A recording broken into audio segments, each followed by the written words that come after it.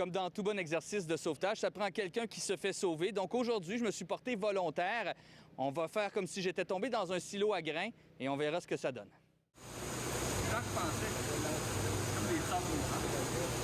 C'est une installation qui nous a été fournie par l'ACSA, qui est l'Association canadienne de sécurité agricole, et qui a été supportée également par G3, là, qui est un fournisseur de grains.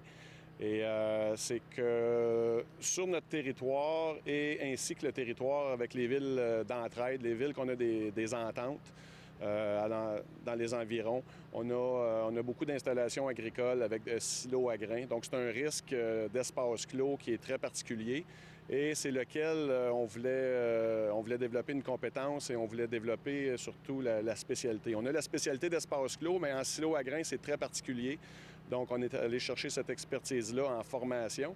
Puis, on en a profité également pour inviter là, nos partenaires des autres villes. Donc, aujourd'hui, il y a 7 villes des environs qui ont été, 7 services incendies qui ont été formés avec le simulateur par nos formateurs. Donc, ça va sécuriser le risque que représentent les silos à grains pour les travailleurs agricoles. Alors, ils sont en train de faire une espèce de cloison autour de moi pour pouvoir ensuite enlever le grain qui m'empêche de bouger en ce moment. On fait un genre de tunnel, c'est un bâtardeau qu'on appelle, ça l'encercle la victime.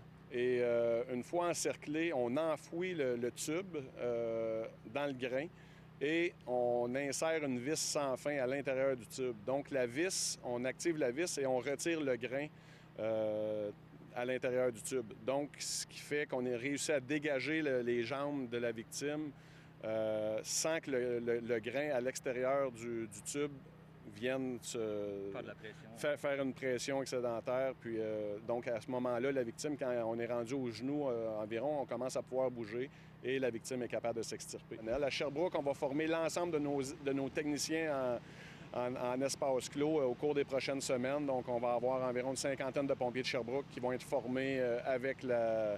Donc, ça va être une compétence supplémentaire pour notre service. C'est pas parce que c'est pas récurrent qu'on ne doit pas être bien préparé. Donc, on se doit d'être prêt, peu importe ce qui peut arriver. C'est notre responsabilité. Puis, en faisant de l'entraînement comme ça, on s'assure d'offrir un bon service à notre population. Et également, nos sauveteurs vont être prêts à intervenir.